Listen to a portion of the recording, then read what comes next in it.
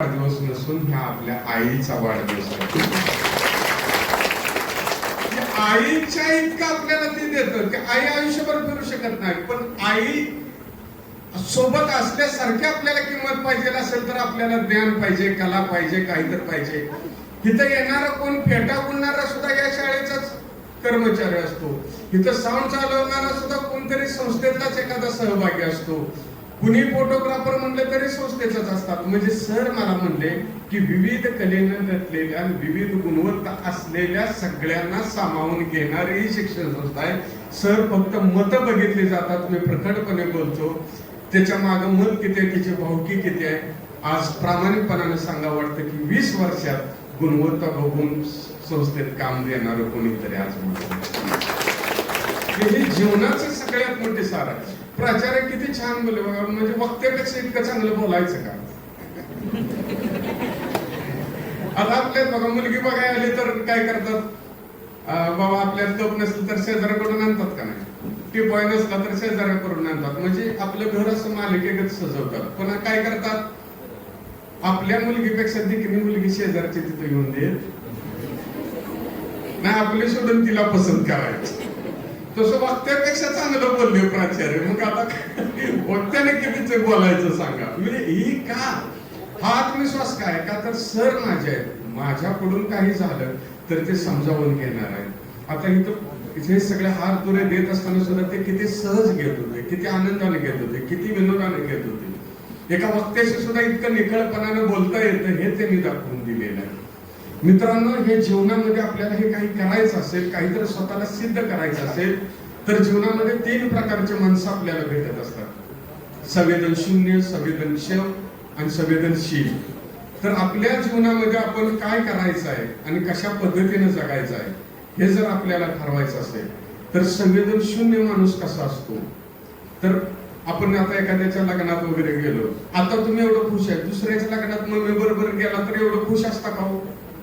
Mummy एवढी नटून जाते, खुश असते का.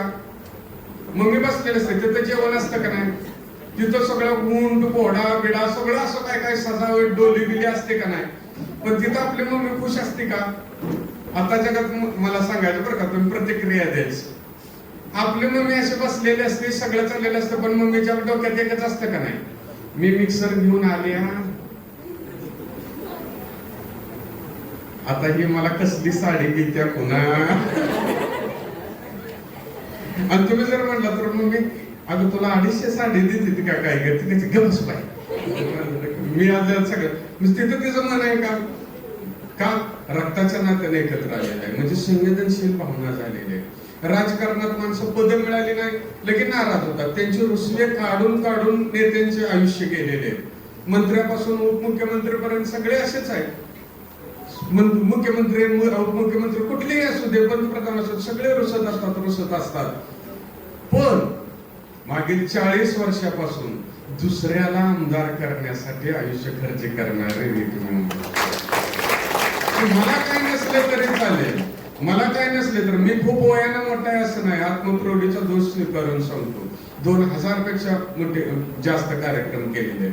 मी मंत्री झालेले बघितले तर पुन्हा घरात बसलेली माणसं बघितले.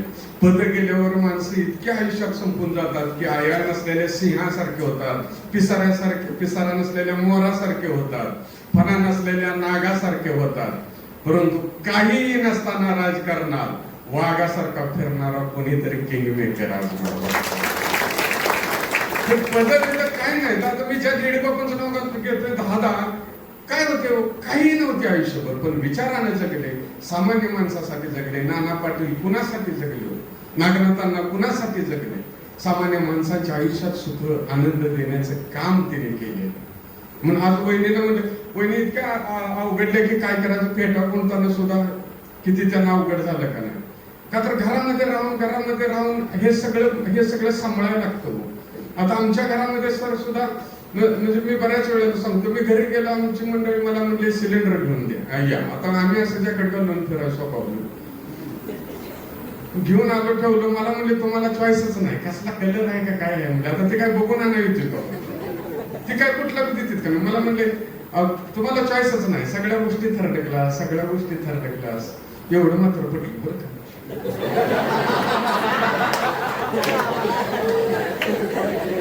लग्ना दिवशी मग मला हेच म्हणत होतो. तसं तुमचं भाग्य आहे की तुम्हाला पाठबळ देणार कोण सहकार्य मिळालं म्हणून. का तर हे सगळं करत असताना उभ्या राहिल्या, स्वतःला सिद्ध केलं का नाही सांगा मला. हे सगळं उभं राहत असताना कुणीतरी मागं पर्वत एवढं असावं लागतं नाही.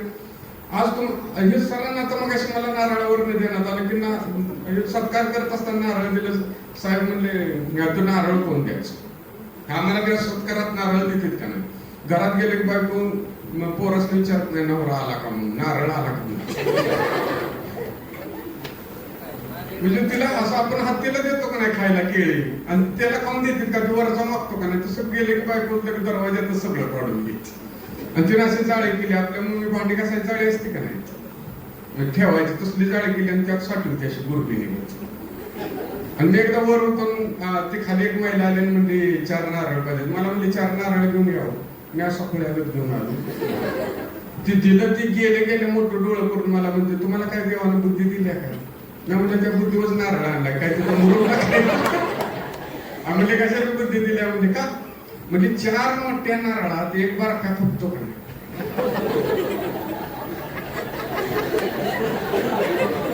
मोठीच्या मोठे घेऊन आलायचा बारके काय तुमच्या डोसक्यात फोडाय ठेवले. म्हणजे घरात महिला असा प्रपंच करत असतात म्हणून माणसं पुढे फिरत असतात. आता साहेबांना वाटलं हे फेटा दिल्या म्हणजे मला वाटलं साडीच दिल्या बरं झालं, माझं काम एक आलं केलं.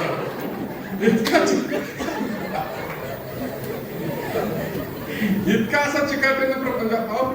खूप समाधान वाटतं अशी जोडी बघितली की आयुष्याचं समाधान, किंवा कुणाच्या तर आयुष्यात सुख आहे.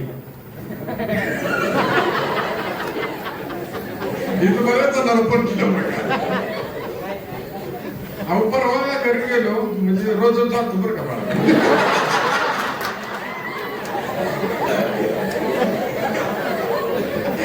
म्हणजे परवा घरी गेला मग हे गाव ती गाव करत कुठं पुलाखाली झोपतोस काय. तर बायको सरकार दवाखान्यात बाकडं पेशंट ऍडजस्ट होऊन झोपतो. मी बाकडं मग मोडका असतं पेशंट बिमार आहे झालेला असतो. त्यांची ऍडजस्ट होऊन झोपतो. तशी ही डबल बेडवर ऍडजस्ट होऊन झोपली. ऍडजस्ट होऊन ससा खाऊन आजगर पडावा तशी पडलेली. इकडं वळे तर इकडं पडल, इकडं वळे तर इकडं पडल, नुसते हल्ली तरी बेड मोडल. मी जाऊन आपलं नुसतं हाय का बघितलं नाही. हिच्या कर्माने ही जायची सर माझी वाट बघत बसायची. तो शंकरान 3रा डोळा उघडा होता असा उघडा. मला मी म्हणलं तुला काय होतंय काय ग, तर मला म्हणली मला कसं सुचत. आता पुरुषांना विचारा तुम्हाला काय होतंय का, ती सांगते बघा माझी मान त्या कमरा होत्या. पण ती महिलाच विचारलं महिला म्हणते त्या कसं सुचत. याचा अर्थ असं काहीच होत नसतंय. मी म्हटलं नक्की तुला काय होतंय का, तर मला म्हणले सकाळी जेवाय बसली, जेवत असताना तासाभरानं शेवटचा घास तोंडातच फिरायला. तासाभरानं मी मनात म्हटलं, मनातच म्हणते 15 वर्ष झालं तिकडे. मला म्हणते घशात मी जरा खाऊखावतंय, तुमच्या बाटलीतलं जरा औषध पिली तरी मला शंका आलती. टीव्ही इकडे होता आणि इकडे बघत होतो.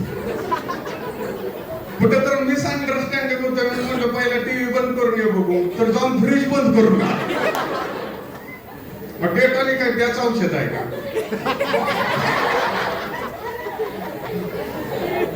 मी म्हणलं दवाखान्याचं आहे का, तर मला म्हणते पुण्यात नको गावातच जाऊ. आता आमचं आयुष्य सम्राट 500 पाहून गेलं, पुण्याला नाही का डोक्यात कुठली. ठीक आहे म्हटलं तुझी चैत्र गावातच जाय. तर मला म्हणते आता दवाखान्यातच जायचं तर आणि 4 घास खाऊन घे. आणि आता साहेबांना माहित आहे आमदार खासदार मंत्री ह्यांच्या सोबत फिरणं पळणं सगळं सोपं आहे साहेब, पण बायको सोबत चालणं सगळ्यात अवघड. आपण निघालो रस्त्यानं समोर एखाद्या महिला साडी आवडली, साडी सगळ्या साड्या दुकानातच बघायच्या का. बरं दुकाना पुढे जाऊन उभा राहिला आणि बघायला लागलो तर ते दुकानदार काय म्हणतो माहिती का, साहेब हा वहिनीला चांगली दिसत. आता वहिनी काय हिची माऊस पण आहे. असले 2 जोडायला लागतात तर सांगून पटेल का. मग सामान्य माणूस काय करतो, हिडकी फिरती साडी बघतो.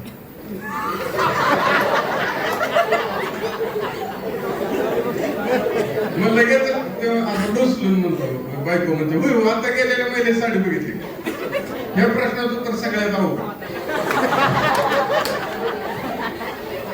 बघितलं म्हणलं तर हा तुम्ही काय सोडताय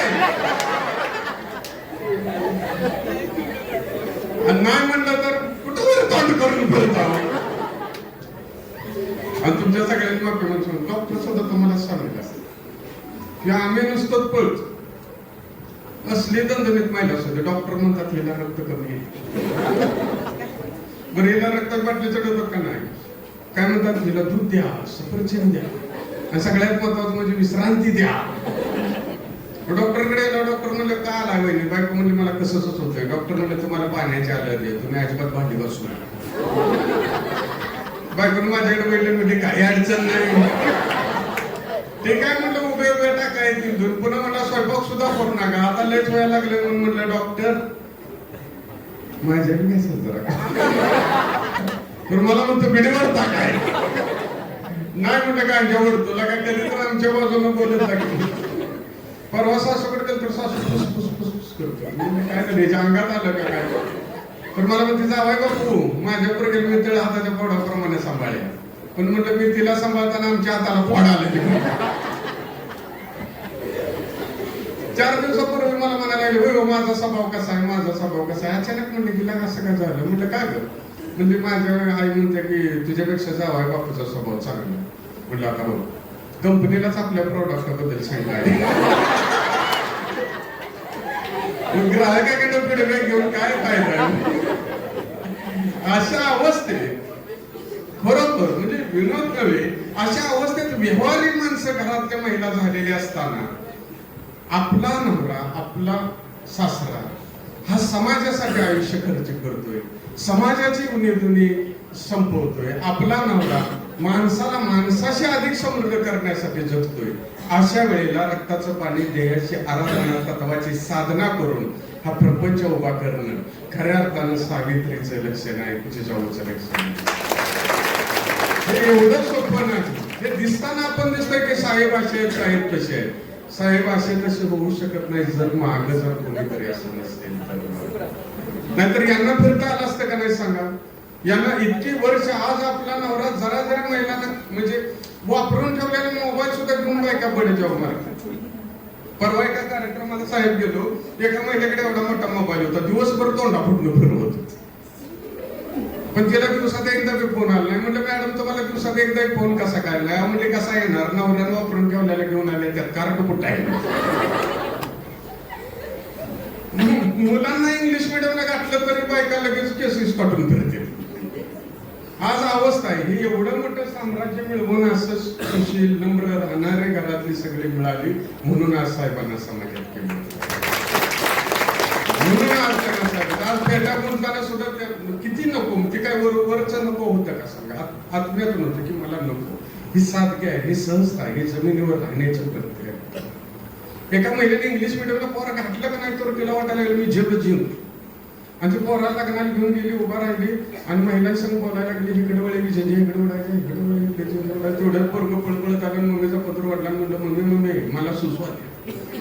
मम्मीला असा राग आला मम्मी त्याच्या कानाखाली आवाज काढला पोरानं पॅन्टच म्हणलं आता मला लागले त्याला काय करू. मम्मी म्हणजे बघा आता आपण झालोय सुशिक्षित आता आपण काउंटर बोलायचं ना असं काय झालं की मला म्हणायचं मम्मी मला गाणं म्हणायचं मम्मी काय करायचंय ते तू काय करायचं ते कर चालतंय म्हटलं. पुन्हा ही घेऊन गेली महिलांच्यात बोलत उभं राहिले पोरग पळपळत आलं मम्मीचा पत्र वाटला म्हटलं मम्मी मला बायका म्हणजे बघितलं काही एवढं आहे तर ह्याला गाणं म्हणायचं. असं बरेच दिवस मजेत गेले आणि एक दिवस मम्मी गेली गावाला आणि पप्पा जवळ जाऊ रात्रीच्या 12ला पप्पाला आलो उठवते म्हणते कसं पप्पा मला पप्पा म्हणलेला काय इतक्याचं गाणं मग तुझ्या शेजारची चप्पल न मारतील नाही म्हणलं मला गाणं म्हटल्याशिवाय झोपच येणार नाही. पोरग म्हणलं म्हणू दे पप्पा म्हणलं अजिबात नाही पोरग म्हणलं म्हणू दे पप्पा म्हणलं अजिबात नाही पोरग म्हणलं पप्पा आता माझ्याच्यानं राहत नाही पप्पा आता आउट ऑफ कंट्रोल आहे मला गुमान गाणं म्हणू दे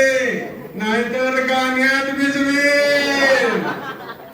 पप्पा म्हणलं आता तू लयच आग्रह करतेस तर आपण एक आयडिया करूया मी भिंतीकडे तोंड करून झोपतो हळूच माझ्या कानात गाणं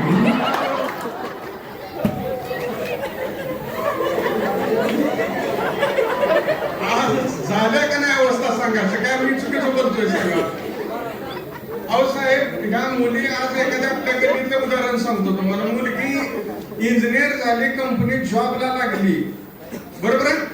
जॉबला लागली की इथं शेतात जाणारे तिची मम्मी सुद्धा लगेच मॉडर्न होती. आणि पुढे दिसत त्या मुलगीला, तुझं काय, आमच्या मुलीला 10 लाखाचं पॅकेज आहे, जीव करते का नाही शेजाऱ्याचं का? लगेच ती उर्मी येते ना, माझ्यात काय झालंय, हा काही चिरवणं म्हणजे काय आहे हे आज वहिनी साहेबांनी मला दाखवून दिलं. दिसून एवढं साम्राज्य असून सुद्धा सामान्य म्हणून राहता येतं. आणि हे जीवनामध्ये आपल्या तुमच्या आमच्या आलं पाहिजे. आपल्या आई ज्या वेळेला रस्त्याने लेकरांना फिरतील त्यावेळेला आपल्या आईच्या अंगावर, समोरच्या महिलेच्या अंगावर 10 तोळ्याचं गंठण असतं. तिला वाटत नाही असं 10 तोळ्याचं गंठण माझ्या अंगावर असावं. 50,000ची साडी बघितल्यानंतर वाटत नाही अशी साडी मला बेसावी. तिला वाटतं ह्याच्यापेक्षा खोटं माझ्या अंगावर आलं तरी चालेल, पण माझी मुलगी मला असं 10 तोळ्याचं गंठण घालून फिरली पाहिजे. आणि म्हणून तिला वाटत असतं की माझ्या पोटाला कशाला मुलगी दिलीस, माझ्या पोटाला मुलगा दिलास, तू भविष्यामध्ये काय करतील. तुमचं ज्या वेळेला डिजिटल लागेल, अधिकारी व्हाल, शिक्षक प्राध्यापक व्हाल, त्यावेळेला आई सुद्धा म्हणेल की बरं झालं माझ्या पोटाला लेकरं दिलंस, यासाठी लेकरं ह्यासाठी जीवनामध्ये करायचं. 15 वर्षापूर्वी आम्ही गेलो तर महिलाच्या अंधारात बसायच्या आणि इथं पुढे येऊन बसा म्हणलं तर तिथूनच पाठीमागे जायच्या. का? ज्ञानाचा अभाव. ह्या 10-15 वर्षात, 20 वर्षात इतका काळाचा बदल झाला की आज त्याच महिला पायावर पाय टाकून बसू लागल्या. हा विजय सावित्री आईचा जिजाऊचा. आणि या संधीचा फायदा घ्या. तुम्हाला काय पाहिजे ना, कुणी वाढदिवसाला तुमचा केक कापला, कुणी तुम्हाला वस्तू दिली, कुणी तुम्हाला मदत केली, अजिबात तो विचार करू नका. आई वडिलांना मागा, काहीही कमी पडू दे, तुम्हाला आयुष्यात काहीही कमी पडू दे, तुम्हाला जी गोष्ट लागेल ती सरांच्याकडे या आणि मागा. हे दुसरे वडील, दुसरे आजोबा आहेत आजपासून. तुम्हाला मागा, तुम्ही कुठलीही गोष्ट, बाबा मला सॅग पाहिजे, मला एखादी वस्तू पाहिजे, मला काही असेल, तुम्ही जगाकडून हात पसरायची गरज नाही. आपला हक्काचा माणूस आहे आणि ते जीवनामध्ये ध्यानात ठेवलं, हीच माणसं आपलं आयुष्य उभं करतात, हीच माणसं पुढे घेऊन जातात. आज सरांनी सांगितलं की सर त्यांनी बाबा कामाचं व्याप होतंय म्हणून नोकरी सोडली. मी जिथं काम करतोय तिथं कारखान्याची 2 माणसं दिली होती आणि मला सांगितलं होतं की तू पूर्ण वेळ कर. तरीही मी मागील 6 महिन्यात पूर्णपणे राजीनामा दिला. कारण मला वाटलं की जर मी माझ्या सही करून पगार घेत असेल तर जगाला मला सांगण्याचा अधिकार नाही.